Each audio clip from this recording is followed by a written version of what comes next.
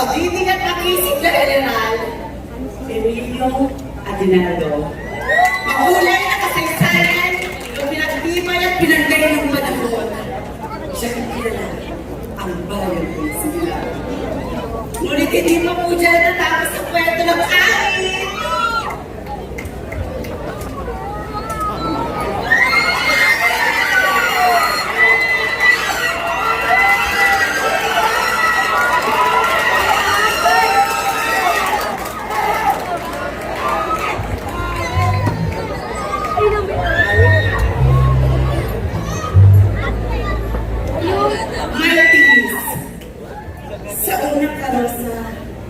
Sa waras ng Diyos, siya ay nilikha ng isang lalaki. Mula sa tadyang, siya ay nilikha ng isang babae. Mula sa amo, si Adan ay nabuo. Mula sa tadyang, si Eva ay nabuwalang buhay. Naniniwala din po ako sa pinakabigay na sa kung paano nagpasimula si malakas at magandang pinagmula ng buhay. Bawat kawitin, ito ang karakter na tinataglay. Mayumit marikit ang bayan ng Eva ng kagandahan. Lakas ng loob at determinasyon ang mayayaring tugat sa katangian ni Adan. Yan ang bayan ng Kawi. Duyan ang kalayaan, manining na may tinis. Ito ang aming kasiyahan. Kasabay ng pagmagayway ng matangat ng Pilipinas, ay kasabay ito din liwagayway ang bandera ng tunay na makulay. Nasa iyong pong harapan ang tunay na hari at reyna. Ang tunay na maganda, malakas. Ang tunay na Eva at siya. Ako po si Piamon. Walang aatrasan. Makikisa, makikibaka, kaya turismo. Talaga, ang kayo mo, matang kasinta. Handa ka naman. Maraming salamat po! Aba, kayo ba'y gising pa? Siya makinig at ako'y sasabihin pa. Magallanes, bayan ng kapahingahan. Salitang pangilan ng pinagmulan ng pangalan, akin ay tumibigyan ng kaulugan. Nanggaling sa pag-alis sa mayatong puno ng Batimpon, na sumisikulo sa pagbabago at pagiging progresibo ng bayan. Aba, iiyak na kalangit na ngayong madarama sa tuktok ng magubatan ng buhay, ay paano mo na rin kayahan ng tulad sa kapahingahan kung nasa kusbos ng bulang kailangan. Aking bayan, pinagliliwang ang lutong bulang-lang. Ano ka ba ang bulang-lang? Ito ba'y kung ano-ano lang? Kung meron ba'y tumas wala na ng pinagmulan? Siya ang makinig. Ito ay pagkain at hindi mo matatawag na lang. O ito na nga aking bayan, saan niya ako matatatuan? Naku! Dito ho yan sa dulong pakli ng aking lalawigan. Ako ay hindi ho. Bakit? Magallanes, bayan mo pinamahal. Kay tamis na kayong pagkakasalunan. Para nasibado, na lagi nag-iwan ang marka kung inyong nasubukan. Mga mamamayan, tunay namin kayamanan, at dahil ang matagitian, kagalingan at karangalan ang nag-aamak sa aming bayan. Isa, dalawa, alikasin ang pangunahing pagkutunan ng mga kapwa-makabayan. 4, 5, 6, unti-unti na kami ang magsusulitan namin. 7, 8, 9, 10. Matutagalan mo ang isang magaling. Kailan may itutunan? Sa iyo ang inaalay mo na. Sa kabutihan ng mga sa mahal ng bayan. Isang tumatingin ko ako nag-ibig sa iyo lahat. Ang aking spoken poet na Nagamaw, malat doon. Balang sinilangan aking pagkilan. Dito ako nakubo ng iba't ibang kalaman. Hindi man kayo ng balik na nahanap kinigsinan at nung natin man pagmalaki sa iba't ibang bayan. O ba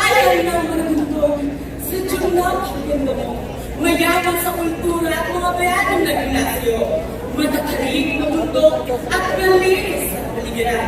Yan ay pinagmamalaki kahit nakalimutan.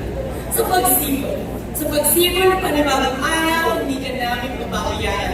Pagkos isusulong, pantay-pantay na karapatan sa bawat mamabayan. Mahirap o mayaman, yan ang sikreto ng aming progresibong bayan. Aking sisimulan sa masasarap ng pagkain.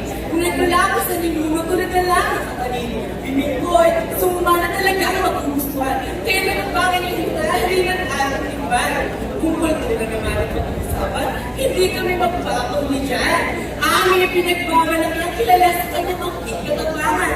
Ang aming supremo na si Andres Bonifacio na alam kong kinanilipan sa aking talino at habang ito. Kung makapigilin nga, magaganda ang tanawin sa tumutok ng bundok at sa malawak na bukirin. Iyo magtitignan dito sa aming bayan. Kaya nanapangan ni Hintahin at ating tutahan sa makabagong panahon, sa makabagong maragundon, makasaysayan, pag-isipag na kakaisang bayan na maragundon. Diyan ngayon kilala ang aming bayan sa Kilangan. Kaya nanapangan ni Hintahin, sabay-sabay ni Masita na tatatong yaman. Kilala ang aming bayan dahil sa mga kawayan na ginagawa ng mamabayan bilang pangunahing kawayan. Buong pusong pinagmamalaki ang mga produktong aming likha dahil dito kami lumuluhan at makilala ng mga. Ngunit sa kabilang banda, naaalala mo pa ba? Ikaw naaalala mo pa ba? Ang batang nooy, pinagtatawanan, inukutsa at inusgahan dahil sa construction worker at malaki ang kanyang katawan. Oo, ako nga ang batang nooy inusgahan, ngunit ako'y nagsumika, nagtrabaho at patuloy na nangarap na balang araw ako ay tutong-tong sa malaking entablado at papalakpakan ng karamihan ng tao. Dahil ako ay isang batang inspirasyon. Inspirasyon sa bawat nangangarap at patuloy na nangangarap. Kaya ako ay nagdasal. Dahil kaya ng Diyos na ang kaya ng nakakalam kung anong problema ang aming pinagdadaanan. Ako nagdating construction worker, ngayon ay isang transgender at buong pusong ay pinagmamalaki. Malaki man ang aking katawan, ngunit ito'y hindi lang upang pangarap ko ay makamtan. Oo, malaki ang katawan ko, pero sisikapin ko sumutin ang corona na turismo. Doon sa bayan sa nag-away sa bisita, sa dakong sinangan, higitay mga kanila. Ikaw, Perlas, siyang tunay na kumikista. Tayong magiging tahanan ng matas at pangaraw. Totoo ikaw ay mayaman? Hindi mo nang duda. Mayaman sa tanawin at kulturang kaganda. Kapatagan ang mundo, inugdagan ang langit sa itaas. Kagandahan patuloy na makuliin, kaya may di ko kutas. Ang bayan ng Mendez ay pinakakami sa Isaya. Nagpinahay ko sa sityo ng Indak na tinatawag natin kahitan. Sayote, kaming chips, at mahilig ang pikmarang pa. Isa sa mga pinagmamalaki ng bayan ng Kusintao. Ang mga tao sa amin ay kahati-halina sapagkat ang buon doon ay sinasayang pa. Sa mga natutunan ko, ang pagiging mabuti sa kapwa. Dahil pinanganak ko, may puso ang diwa. Kaya may disenyan. Kung magtutulungan at magkakaisa tayo, maipapanalo natin ang laban na ito. Ang pagkukusin, ang aking tula. Nais ko mong mag-ikon ng isang matiging salita. Salamat aking amang dakila. Nalangin kami sa takot at pangungulila. Nagapat ang ina ang siyang nag-aarga. Ilaw ng tahanan, bakit nawala? Ngayon, na ikaw ay may sakit na natarama. Ako magsisilbing baka mo saan ka man mapunta. pwede rin itigil ang aking mga mata upang masilayan mo ang ganda ng iyong dalaga. Muli, ako si Fiona Valdez. Kay ganda, kay saya, doon tayo sa Mendes.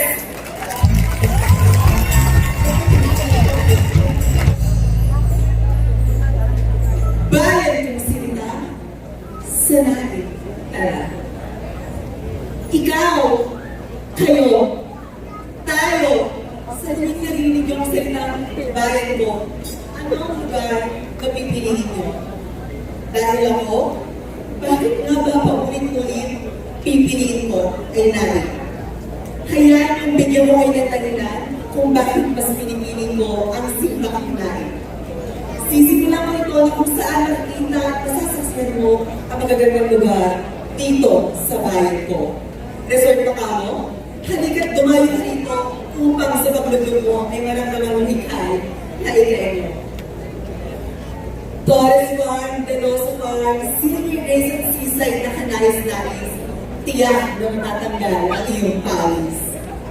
At kapag naramdaman mo na gutom ka na, halika tara sa bahay namin. Sa bahay namin ay matinikman ang masasaring pagkain. Gaya ng munchera kay Langkit, samang-saring mga relasyon at nagkakaligid. Kapag gusto mo namang sumaya, halika tara sa piyestang sobrang bongga.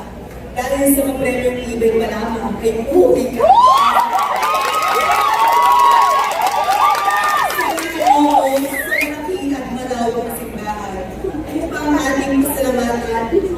May kapal, ang siyang naglikha ng ganitong uri ng lugar.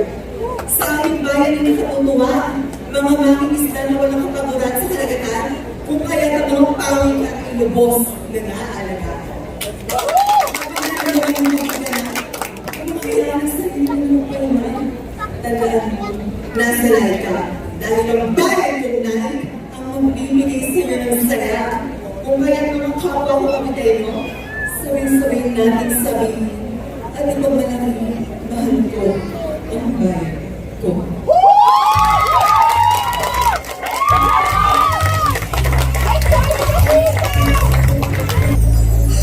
Sa piling turismo, aba, bayan ng narin ang nandito. Nagmula sa kasaysayan ng bayan, sa amusayan ng kasaysayan, hindi mo mawari ang bayan ng narin turismo ang kayamanan. Hayaan ang simulan ko, Kristyanismo at aspeto, simbahan at parokya, Nuestra Adorada, Inmaculada Concepcion, ang pinta, ang siyang nag-iingat sa bayan diyan. At siyang naglalayo sa sakit, maging sa hirap at dusa. Sumunod ang kasaysayan, Plaza, Hacienda, Denali. Marami sa atin dito'y nakapagtapos. Nakakita elementarya, ngunit alam niyo ba? Rito, ang ating bayaning si Gan Andres Bonifacio, nagkuta at nagbase, kasama ang iba niya kasalatan. Hindi rin naman matakataka kung bakit narinig kayo at takang na tao. Pangatlo, pangwikan sa labat, palayan at di malan, establishmento ng ibayo silatan, kakasigaw, kabuhakuhan, kamatsuhan, bilang mayor at vice mayor, duwan. At higit sa lahat, kagandahan, kasesihan, kamusilatan ng puso, katalinuhan, na mahal naming sinta, Ginang Jacinta Remulla. Ay, oo nga pala, at bago ko matapos, naalala niyo ba ang dalawang ulong kanto ng pambansang hayop ng Pilipinas? Ang two-headed carabao na pinabalik-balikan ng maging mga dayuhan sa aming bayan. Ano nga ba ang sumisimbolo sa dalawang ulong ito? Hindi man ang kabila nakalimot sa nakaraan. Samantalang ang isa, nakapagpikay, nakatingin sa kinabukasan, puno ng pag-asa at katatagan. Hindi na kailangan pa inahan pa mga bagay sa turismo ng nanay, angat na. Hindi na kailangan pa itaas ang pedestal ang yaman ng turismo ng nanay, ay meron na. Sapagkat hindi ako, ikaw, kayo ang makakita sa usaping turismo, aba, bayan ng nanay, angat dito.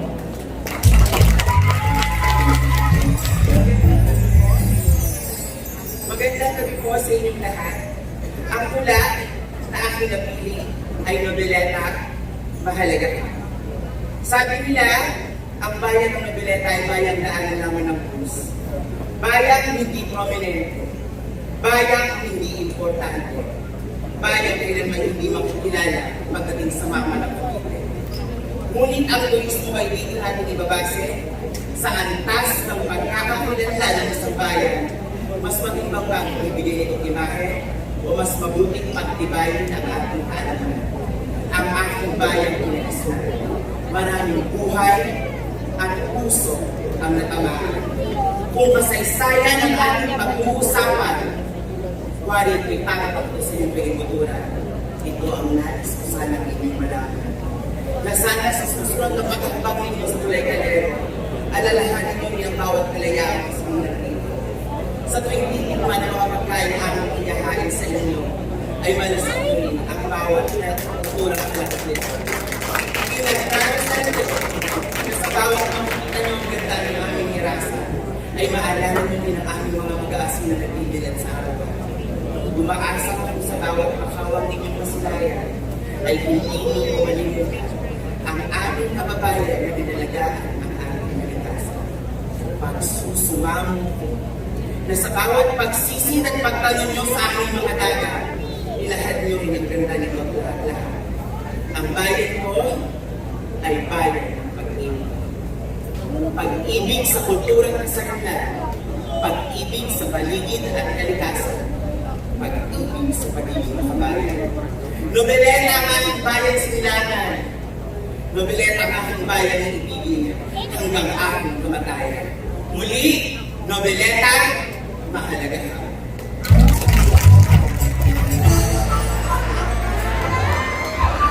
Saan ka sa Cavite?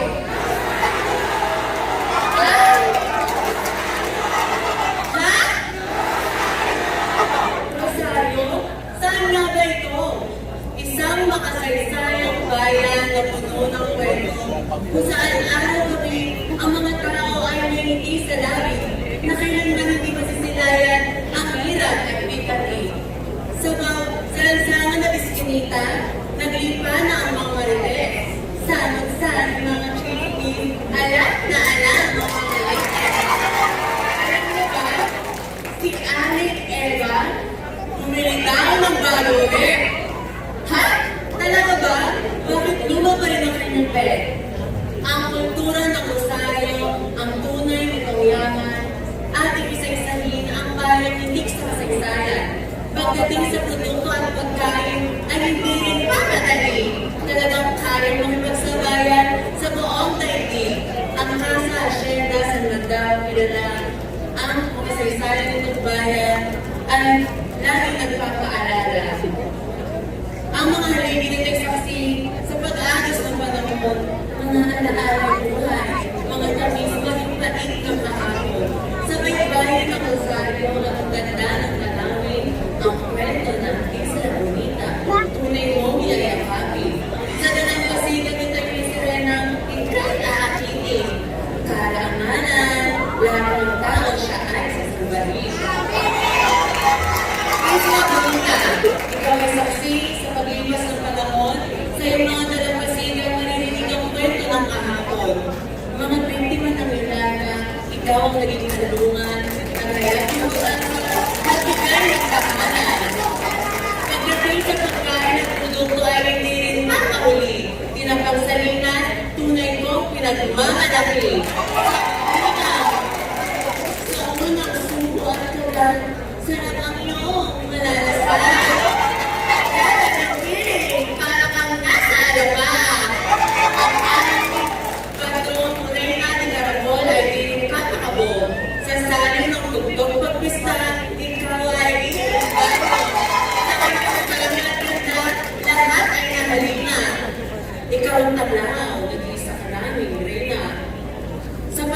langit ng dilim at ang lahat ay tulog na.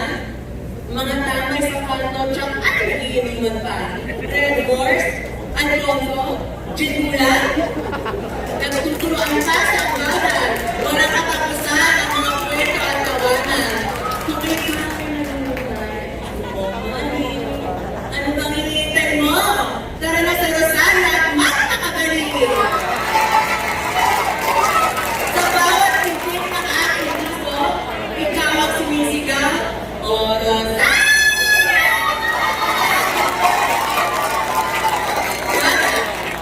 Aming langit.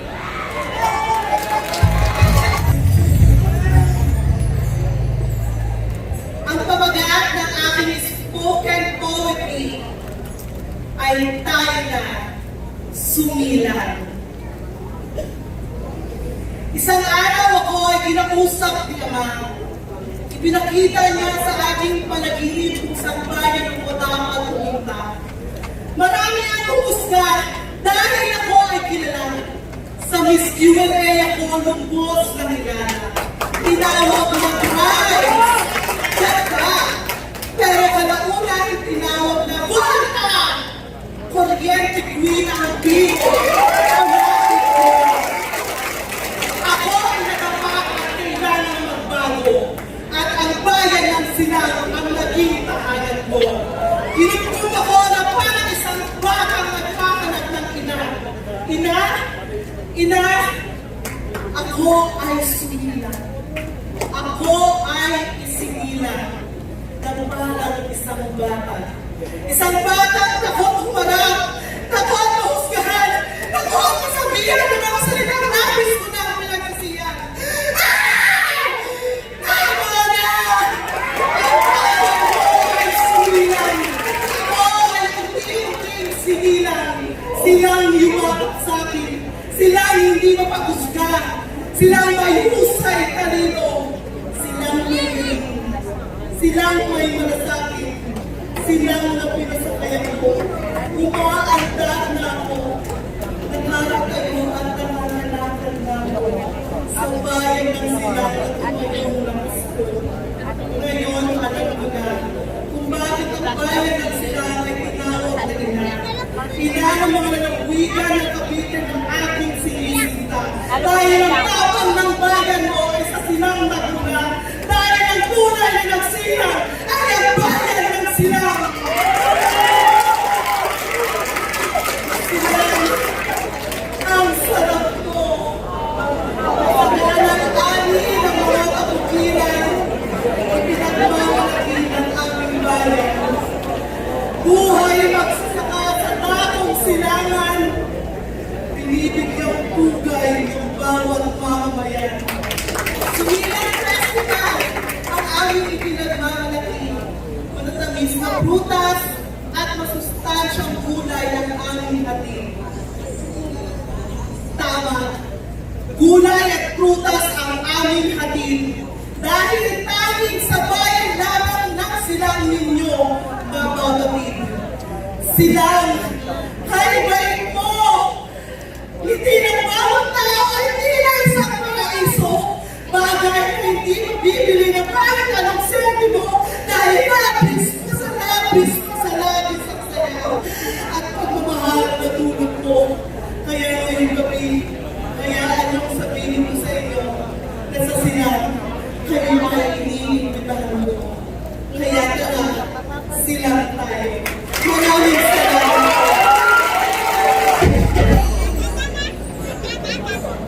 Kamusta ka? May galit ka ba? Paano ka mag-alagaan sa kanila? Gaano ba kahirap ang walang ina? Yan ang natanong na laging nasa utak kaya luha ay kumakapag. Musmos ako ng aking inay tumisan. Musmos ako ng aking inay mawala. Kaya mamatay parang nahihirapan. Sabik sa yakap at pag-ibig at pagmamatay sa ina na tila isang alaala na lamang. Ngunit may nagbigay ng isang bagay. Silang ang kanyang bayan. Ina ng kabitenyo at kabitenya o silang tanging inakal dahil lungkot ay binawi mo gamit ang iyong tanawin na parang tigtas sa isang museo. Minsan na nawalan ng pag-asa. Ngunit pinagkalumay ng isang simbahan, Nuestra Señora de Candelaria, na kaya namin dapat ng mga kamay. Manalangin at humingi ng isang babae. O sila ang aming bayan, ikaw ang pinagkaloob sa akin na may kapal. Napakaswerte ko dahil nainang silang natulad mo. Biyayang bigas, biyayang pinya, kape at buong nakakapawin ng buhaw ang itinatawag sa iyong biyaya. Pero ngayon, alam ko na kung bakit ikaw ang tinagurian ang ina dahil ikaw ang pahingahan. Pahingahan ng nakakalit ng kakasipan. Kaya hayaan mo ipakasigawan ng buong puso na kayo'y iniimitahan ko upang malaman at mas maintindihan ang ulang ng buhay. Sila ang aking tahanan at hindi ako mapapagod sigaw ang aking bayan. Sila ang pinako, sila ang tanging ina ng kabitero at kabitenya.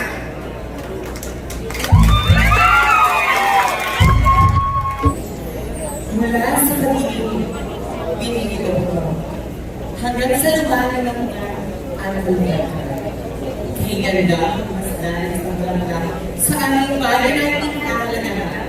Pinaglagang festival ay pinaglagaan. City Charter of the Philippines ng Mawagyo. Sana niya ay pagkakinan sa puso ang pag-respeto, pag-unawa, at pagtanggap sa ating magkakaisa ang aking advokasya dahil ako ay buhay patunay na sa aming sektor ay sagat sa pagkakaisa. Kanya-kanya. Huwag na tayo ang mataasan pa. Bagos tayo ay nagmahana ng natulungan para sa patuloy na pagsikat at pagdangat ng turismo sa ating sinisintang lalawigan. Tinaguriang the second summer capital of the Philippines. Sa kanilang nalawidang hira nito ay dahil maraming bagets ang mabubuo dito. Siya nga naman dahil dito. Sa masarap at mainit na bulalo ay siyang init din ang pagtanggap ng mga kababayan ko sa mga turistang pag-uwi na namamahan at naaalim sa aking bayan Sinilangan. Bulkantaan ang siyang nagpakilala sa aking bayan. Ngunit hindi ko malilimutan nang ito'y nagpakita ng kanyang kakapangan. Sa pagpapakita ng hilas ng bulkantaan ay kasabay din ang aming pagbabayanihan at pagmamahalan sa aming mga kababayan at nasasakupan. Sa palipas ng panahon ay aking napagtanto na ako ay parang isang bulkantaan. Aktibo at kaparang. Aktibo sa katipalang na ito upang abutin ang luro ng aking tagumpay. Matapang sa pagpapahayag ng aking nararamdaman at walang sinisino kung paano ako pinag-uusapan. Dahil ako ang reyna magpapatunay na walang sino man ang karapatang larunan ang iyong mga pangarap. Magandang gawin, Cavite!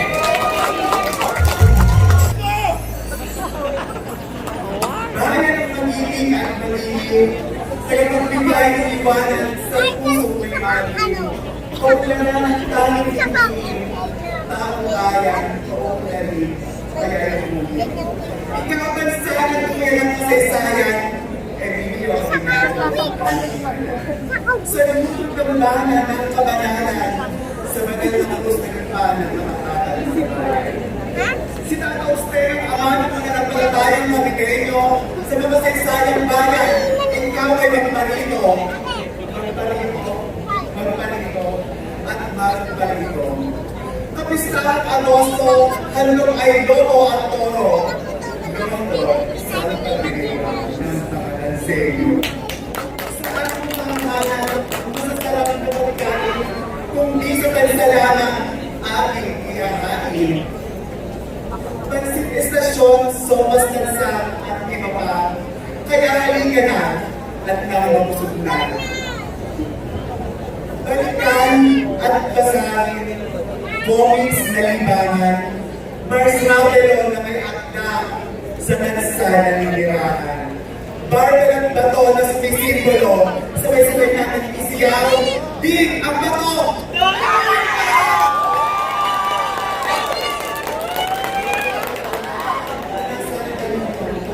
Katulad ni Darna na mapagmahal sa pamilya at ang pagmahal sa kapwa, isang munting isang supply ang aming sandata upang lumaban sa buhay. Sa aming bayan, maraming matitikman, iba't ibang lamang dagat, iyong ipagpulungan. Halina't pagmasdan ang iyong kagandahan. Turismo sa tansa ay #1. Salamat. Ako'y Canseño, ako'y Capiteño. Kinilala ko na akong pinagganito. Ang bayan ng Tansan ay tunay na tanong kanina. Pagod ay maiksan, pag ito ay nasilayan. Magagananda na ang init masasarap pagkain, ang oras natin magsaya. Atin ang ito. Kung ibig mo magsaya, sadyang mag-iba, ang kanibahay na yan, sa'yo'y nakabang.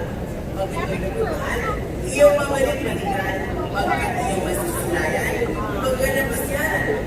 Balik mo sa karagataran kung nananarawan. Ibahagi sa karamihan ang maganda ang karanasan. Huwag kayo pinahilan, huwag tatawas na kayo manalangin. Simbahan ang kansa, tayo ang magtutuo. Ito ang puntahan ng mga demoto. Pag ikaw na pa rin sa tansan, aalinan ng kasino. Sobrang bahagi ng kasaysayan. Pansin tuklog na gawa sa bigas, iyon ay matitikman. Ikinibos na pinagkinapan. Lahat ng estado ng malutan. Uri na tayo mayaman sa kultura at kwento ng kasaysayan. Ganyan nga ang pangalan, pag sa kalimutan. Ngayong araw ng tipo-tipo na magandang nila, may kanya-kanyang misyon. Inirepresenta ang kanilang bayan upang tutulong sa kasaysayan ng pagsigawan. Ito ang ating turismo, malakasin at pag-iwanan. Hindi naman sa kanan ng Pilipinas o hindi sa buong mundo mamaya pa. At ang nilalang niyo pinakinggan ay siyang magiging kasapapal upang turismo ng ating bayan ay mauwi sa padaran. Iwanan niyo sa ang unang putong corona pagkat handa ako ang gawin.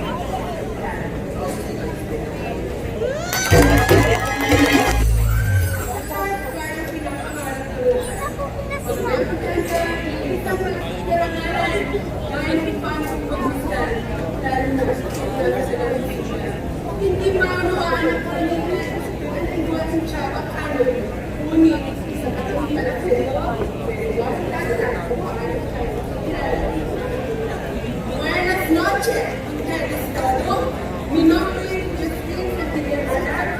Vengo de los años de la sociedad para determinar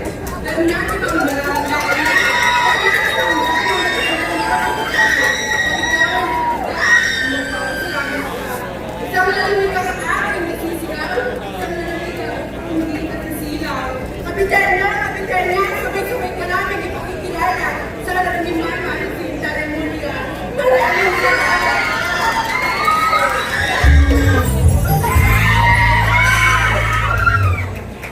Isa, dalawa, tatlo.